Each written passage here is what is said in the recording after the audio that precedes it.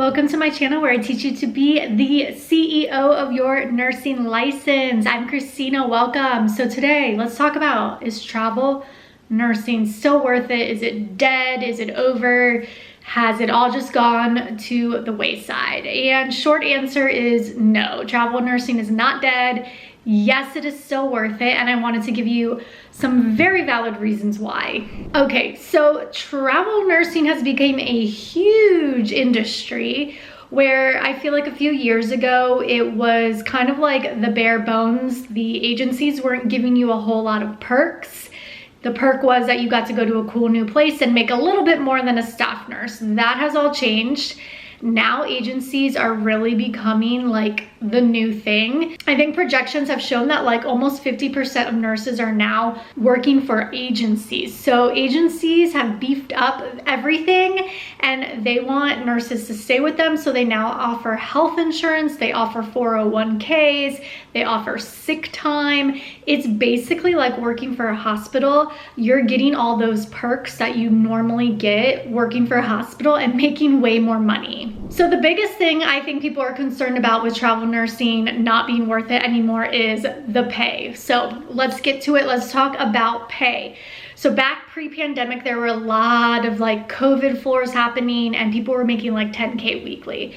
That is no longer the case, but we're nowhere near where we were 2 years ago pre-pandemic. So the nurses who were traveling back in like 2018, 2019, they were making contracts around like $1,500 a week, maybe $2,000 a week if you were out in California. But if you were in the South, you were probably making like $1,300 to $1,500 a week, or if you were in a low cost of living area like the Midwest. That is no longer the case. I do not see contracts that low, and if they are that low, I bet you no nurse is taking them. The standard rate right now in 2022 is about $3,000 a week.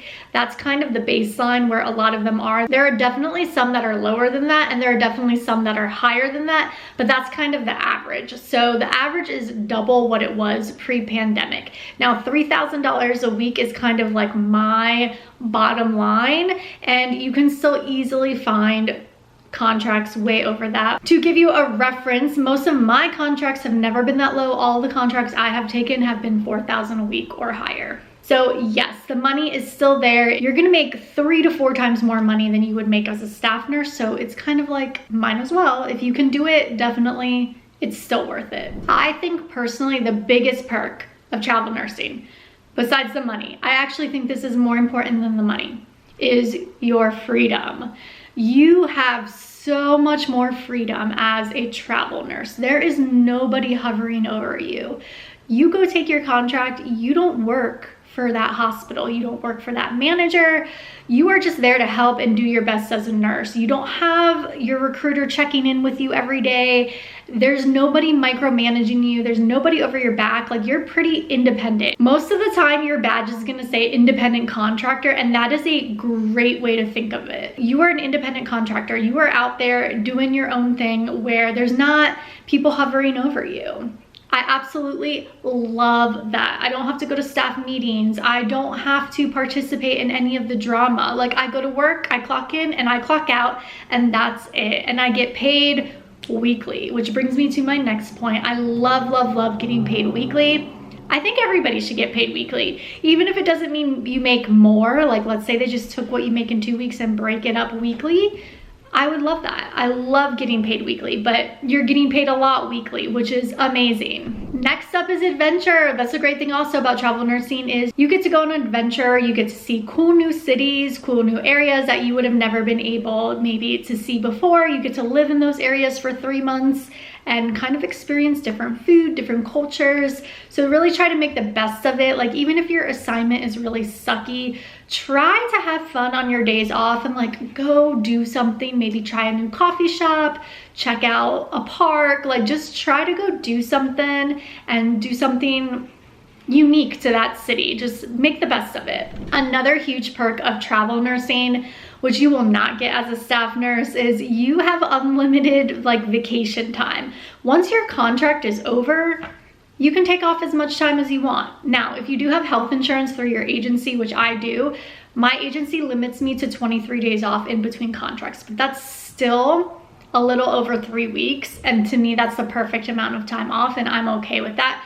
Now, if you're one of those people who wants to maybe only do 2 contracts a year and take like 6 months off in between, then you'll have to get private health insurance. But there's a huge perk with getting health insurance through your agency. It's a lot cheaper, and I still think 23 days is pretty good. And you don't have to request the time. Like, nobody can deny it of you. Once your contract is over, it's over. That's it. If that doesn't sell you on travel nursing, unlimited PTO, and absolutely no one can deny your requests, come on, that is so good. So yes, travel nursing is still 100% worth it. I feel like it's been really life-changing for me. Now, with that said, there are definitely some cons of travel nursing, okay? So make sure you subscribe, because my next video is gonna tell you the ugly truth about travel nursing, and you don't wanna miss that. So hit that subscribe button, and I'll see you soon. Bye.